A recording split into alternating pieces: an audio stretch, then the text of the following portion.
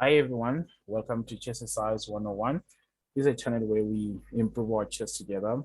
By no means, I'm no grandmaster, no expert, but there are a couple of things that I've employed in my chess games over the years that I've seen that they work. So this is Chess Chess. Yeah, be keen to learn new things from the opening, middle games, and end games. The basic principles that if you follow, you'll be able to improve and do well in your chess games. I myself, um, I can see when I play tournaments that my chess has improved somewhat. So I hope that this video will be helpful. In this video, I'll be going through a Grandmaster game. So it's also quite nice to play through Grandmaster games, learn the ideas and different variations that Grandmasters play, and most importantly, the reason why they're playing certain moves. So for instance, if you want to improve your chess, you have to work on your openings. And some people will say that openings are just openings, but in the opening, when you're learning, you have to understand the main ideas of why you're playing a certain opening. What are some of the traps that are found in the opening, the different variations that can come from that particular opening. If you have an understanding of that, and then you'll be able to employ tactics in your openings.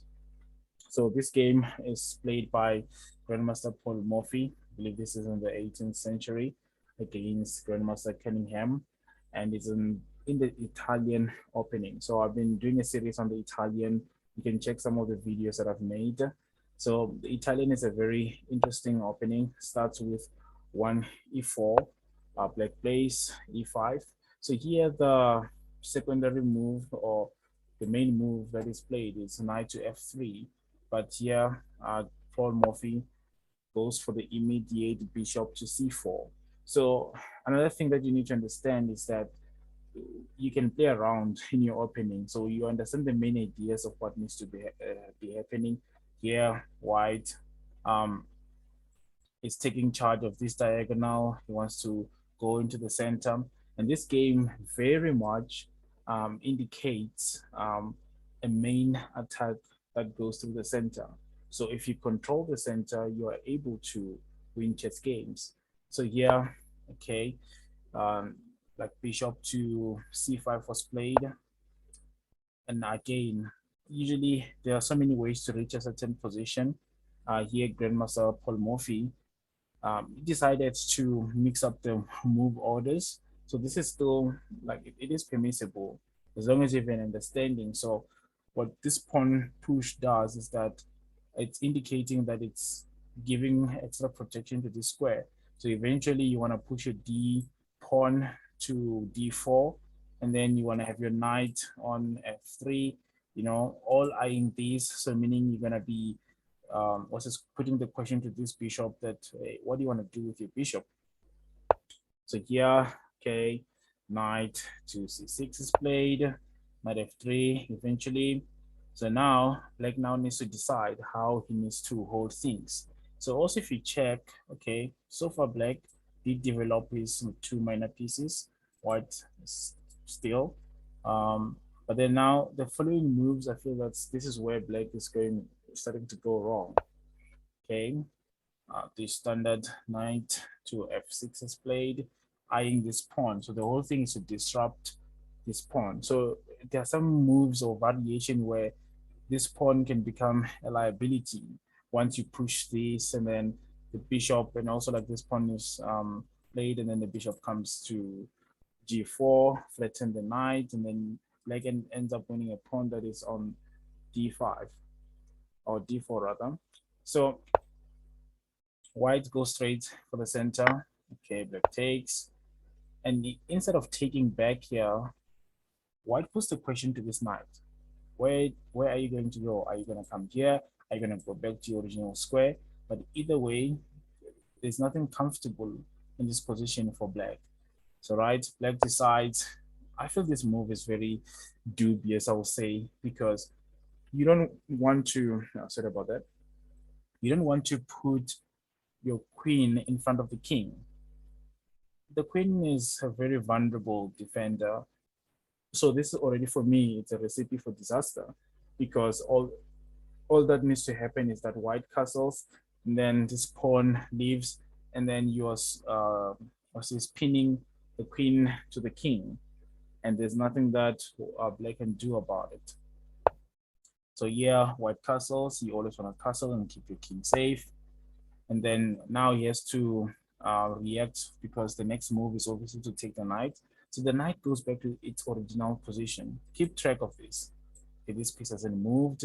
So also in the opening, the whole idea is that you wanna move your piece only once.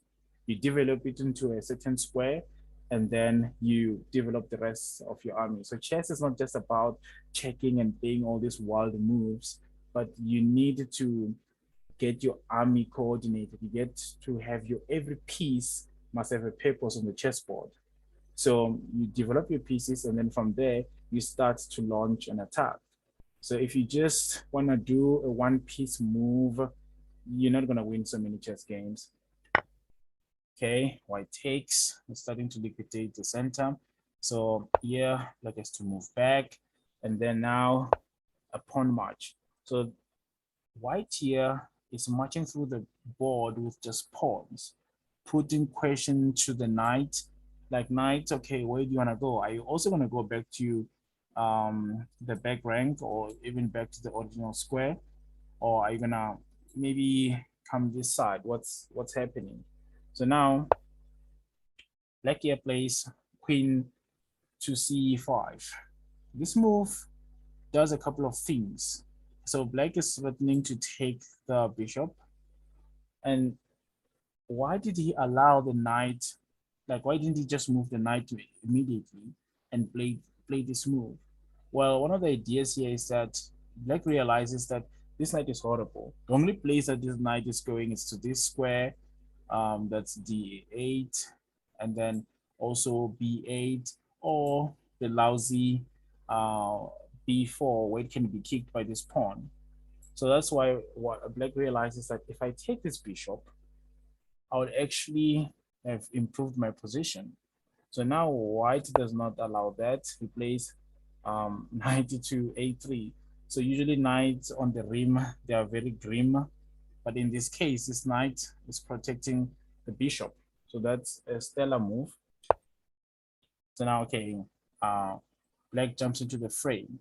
But then this runs into a pin. So this knight is pinned.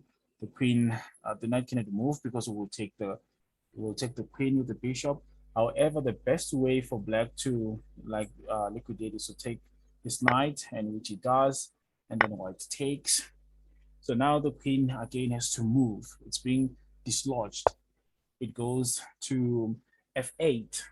Look at how many times black's pieces are moving. This knight came into the frame, it went back, the other knight jumped around, was taken, the bishop came out, and it's in an awkward position.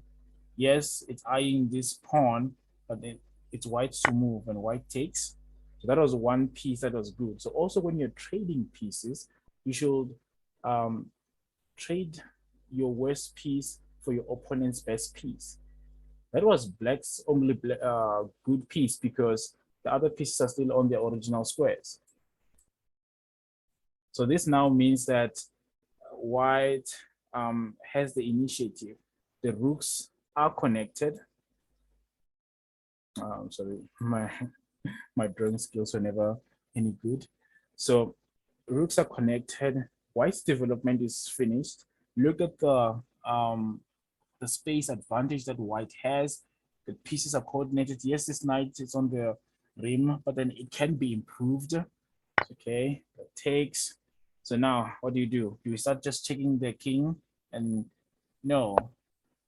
Now white's knight jumps into the frame. Why is white's knight jumping?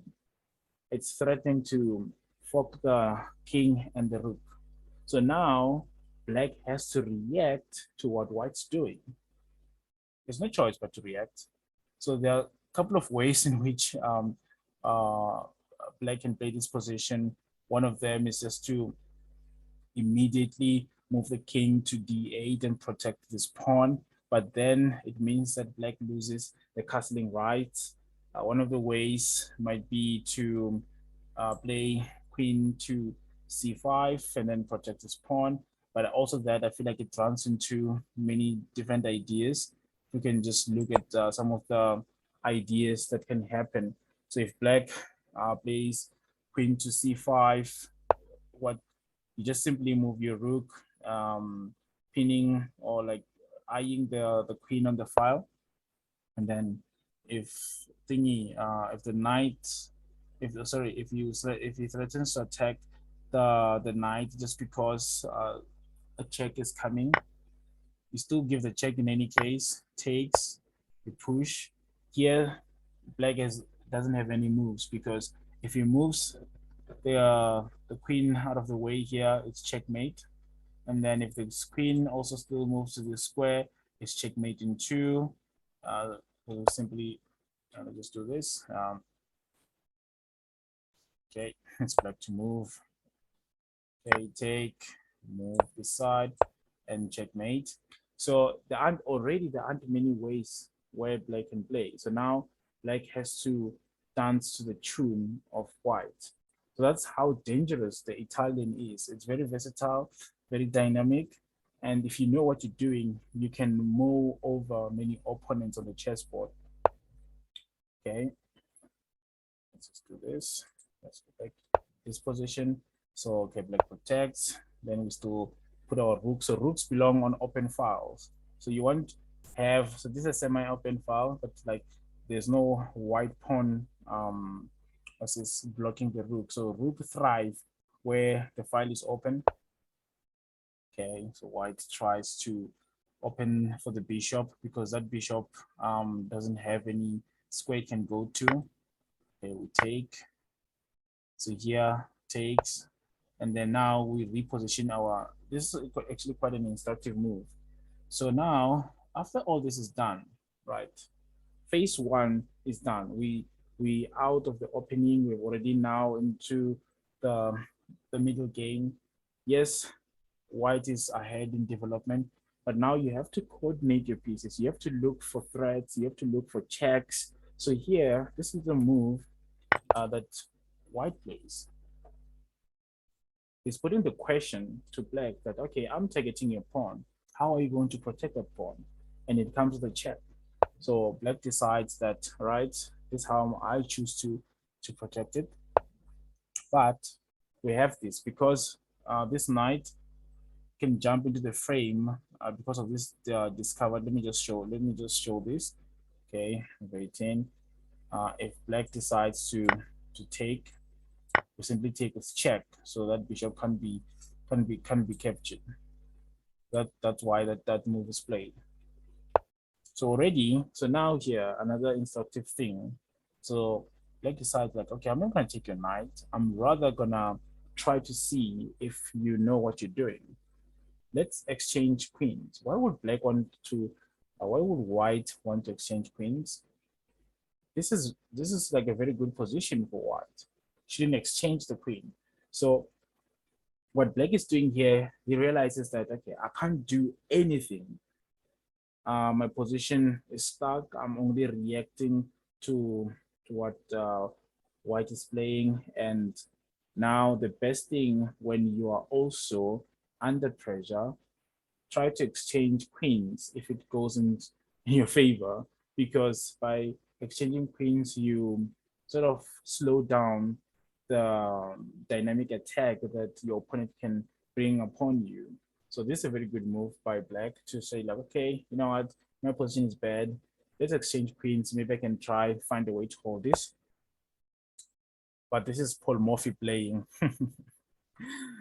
That knight is a goner, and you can ask yourself, why not just take, like for instance here, like why not take and then, you know, but we spoke about this. You still, this is not clear what's going to happen.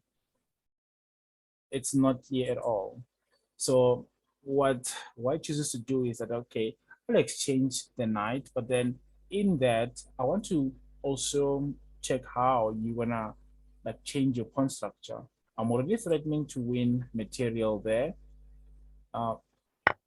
So okay, the takes, we take, obviously take the rook. I always like playing a rook up. And then here as well, this does not plan well. If you like, let's say, takes, you run into all kinds of trouble because, okay, if you come here, the next move, mate is on the cards. Like you don't want to play this position. Yeah, there's so many things that can happen in this position. Like, yeah, there's so many things. Like you run into this, then obviously white is winning here. So there's some variations that you're gonna have to be careful. You're gonna have to be careful when you choose to take. So now, okay, this is played. We're like, okay, let's trade. You can still hear the same thing. Even if you take, so we still take. We have a, we still take with a check, and then we even again here winning the queen straight away. So this position is very dangerous. It's very dangerous for black. That's why I love the Italian personally. Okay, so the game continues in this fashion. Okay, now this pawn, we move up, we threaten, and then this is actually a nice move that you're developing the knight, because now the knight has been, you remember how many times this knight has moved. It once came to this square, it's back again. At least now the rook can breathe, but the position is already lost for black. Oh, I like this. So another thing that you need to keep in mind is it's deflecting moves, where the king is in this position, but it's forced to take here, and you can't take with the bishop because you lose your queen. So you are forced to take with your king, but then here, like, just check. You can't take the queen now because you have to react to you have to react to this move. And then if you take, no, white simply takes again, get a queen up, and like it's one already for white. So the knight takes. So now look at that deflection that came into the frame. It was serving this purpose, that the the queen is going to slide to c3, because we don't want to exchange the um, the queens in this order, because then we don't gain advantage. But then we are forcing black.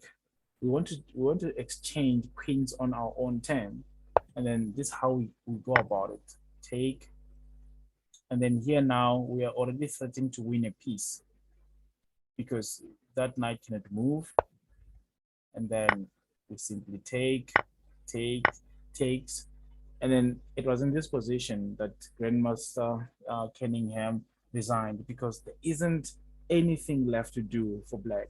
Look at these pawns. These double pawns are not going anywhere. They can be easily blockaded. These are pawn islands, they're isolated. And look at this pawn structure for white. Everything is intact. This rook never actually came into the game, but now in an end game, it can come in. I think like moves that white can play here is just to threaten to go up with the pawn, and it's just a winning strategy. So when you play the Italian and you have an understanding what you want to achieve, you can easily mow over your opponents in the opening. So here, black never got going. Black's pieces at one stage. Let me just find the perfect frame. Black's pieces at one stage, they were all sitting at the back. Nothing was being developed. So I believe that if you develop your pieces and then coordinate your army, you stand better chance of winning games. And even if you're playing against strong opponents, you are able to hold your own because you have an understanding of the position. So I'm still gonna go through tons of Italian games. I personally like playing 1e4 now, and it has also improved my 1d4 games. By playing these dynamic and sharp openings, I get to employ strategies even in the slower approach, because I like to grind it out, not this technical thing of sacrificing pieces. But yeah, that's all I had for you today. Thank you for watching. Please like and subscribe. I will most definitely catch you again in the next